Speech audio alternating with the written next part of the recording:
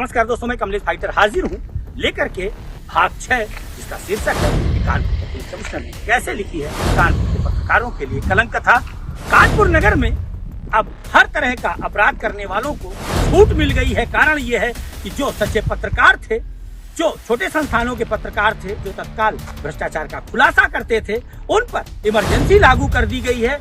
महज कुछ तथाकथित संस्थानों, तथाकथित पत्रकारों, माफियाओं और उसके साथ समाजवादी पार्टी को लाभ पहुंचाने के लिए अपराध अपनी चरम सीमा पर है।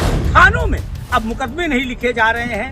अगर किसी की नाबालिग बेटी भाग जाती है और कुछ उसके साथ होता है तो दरोगा पुलिस जो कभी जब मीडिया सही आईना दिखाती थी तो कार्रवाई करते थे, अब वही सब उन्हें भगा देते हैं। कई ऐसे मामले हैं, जैसे अभी हाल ही में वालटोली थाना क्षेत्र में एक मासूम से दुष्कर्म हुआ और थानेदार ने घटना को छुपा दिया। अधिकारी भी घटना को छुपाने में लगे रहे, लेकिन कहीं न कहीं किसी मझोले पत्रकार ने ही इस बात को उठाया, ब्रेकिंग चली और उसके बाद उसके परिवार को न्याय मिला है।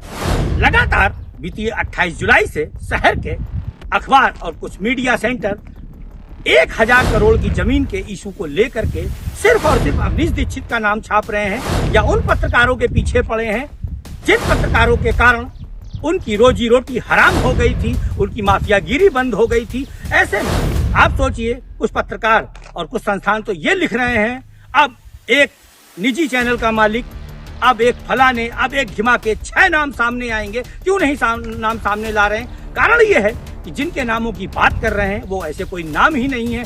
सिर्फ और सिर्फ लोगों को डरा करके, बड़े लोगों को डरा करके, अवनीश का भय दिखा करके लोगों से डील करने की तैयारी है। जैसे मुझसे 50 से 60 लाख रुपए मांगे गए थे। चलिए अब आपको दिखाते हैं कि अवनीश दीक्षित पर एक और झूठा मुकदमा दर्ज हुआ और किस पत्रकार पर झूठा मुकदमा दर्ज हुआ है, वो सारी जानकारी आपके सामने है। यह वही FIR है जो थाना कोतवाली और बादशाही नाका में अवनीश दीक्षित के खिलाफ 23 अगस्त 2024 को लिखी गई थी। बता दें, मुकदमा दर्ज कराने वाले का आरोप है कि मनोज यादव और उसके भाइयों के द्वारा जो घटना कारित की गई, उसके मामले में अवनीश दीक्षित उसे धमकाने आए थे। एक और FIR जो आपको स्क्रीन पर दिखाई दे रही है, यह बीती 15 अगस्त 2024 को थाना जाजमऊ में नीरज तिवारी नामक पत्रकार एवं अन्य के विरुद्ध वसूली के आरोपों में लिखी गई है। नीरज तिवारी के ऊपर जिस दिन की घटना का आरोप लगाया जा रहा है, उस दिन वह बाबा भोले के दर्शन के लिए बाहर गया हुआ था। जांच के नाम पर पुलिस ने सिर्फ दिखावा किया है और मुकदमा दर्ज कर दिया है।